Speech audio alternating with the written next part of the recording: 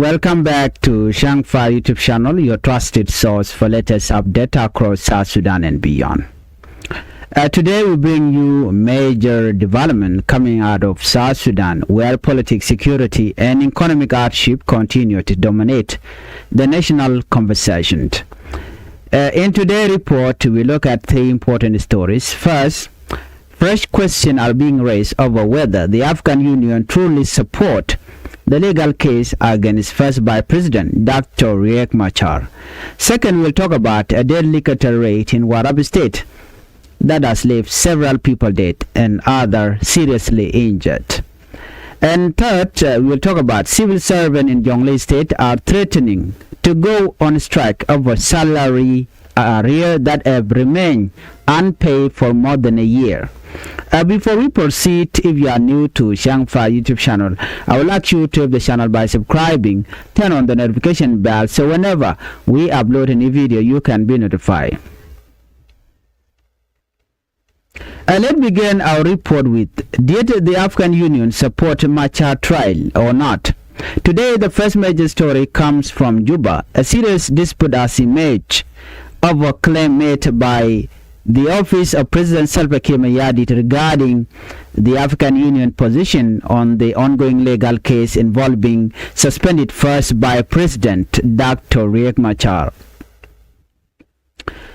According to the government, the African Union delegation currently visiting South Sudan shows support for the country's judicial process. Officials in Juba say the African Union agreed that the legal process should continue until its conclusion. This statement was widely understood as support for the ongoing trial involving Dr. Riek Machar. However, the diplomatic sources who attended the same meeting are now strongly challenging that version of events.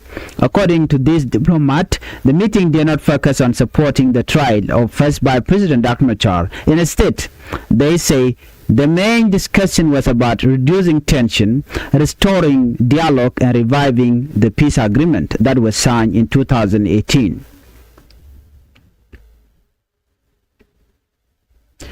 The meeting took place on Thursday in Juba. It brought together regional diplomats, South Sudanese political stakeholders, and African Union representatives. The meeting was led by former Tanzanian President Jakaya Kikwete, who is currently serving as the African Union High Representative for the Horn of Africa and the Red Sea. His mission is part of the wider effort to rescue the revitalized peace agreement ahead of the planned December 2026 election in South Sudan. According to this report, many observers see this visit as a critical diplomatic effort to prevent further political instability in the country.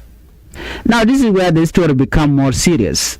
Diplomatic sources say the government may have selectively interpreted what was discussed. They point to the February 2026 C5 Plus communique adopted in Addis Ababa.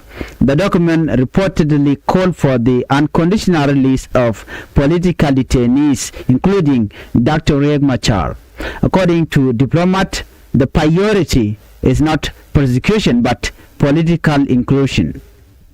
The message from regional actors appear clear. They want dialogue, they want de-escalation, and they want all parties included in the peace process. Importantly, Mr. Kikwete himself has not publicly said that he supports Machar trial. Instead, his public comment focused on the planned election. He said President Salva Kiir Mayardit assured him that election would be held in December 2026. He emphasized that there would be no extension. This is a major point because it shifts attention from legal battle to the election timeline. Many analysts believe the African Union main concern is political stability before the election happened. For viewers following South Sudan politics, this issue is extremely important. The question is simple. Is the country moving toward dialogue and peace? Or is it moving deeper into political confrontation? The answer may shape the future of the 2026 election. Before we proceed to our next report, I will ask you to help the channel. If you are new to Changfied YouTube channel, please help the channel by subscribing, turn on the notification bell, so whenever we upload a new video, you can be notified. Let's take a look at this heartbreaking report: deadly clash or deadly cattle raid in Warrap. Now let us move to Warrap State. A deadly cattle raid has left at least 3 people dead and 4 other critically injured in Twish County. The attack happened in Agok Nyang village in Awing Payam on Tuesday afternoon. According to local officials, army raider attacked cattle aider at around 4 p.m. At the time, adult aider had reportedly left young boy to watch over the animal. The raider used this opportunity to strike. They frightened the boy and drove away the cattle. After hearing about the raid, local youth and men quickly organized themselves. They immediately chased after the attackers. A violent confrontation followed. During the clash, 3 people were killed, including 1 suspected raider. 4 others suffered serious injuries and were rushed to the hospital for treatment. Authorities later confirmed that the stolen cattle were successfully recovered. This recovery luckily prevented further losses for the affected families. Cattle raiding remains one of the biggest security challenges in Warrap and neighboring state, or we can even say that around South Sudan in general. This attack often happens because cattle are a major source of wealth. For many families, livestock represent food, income, and social status.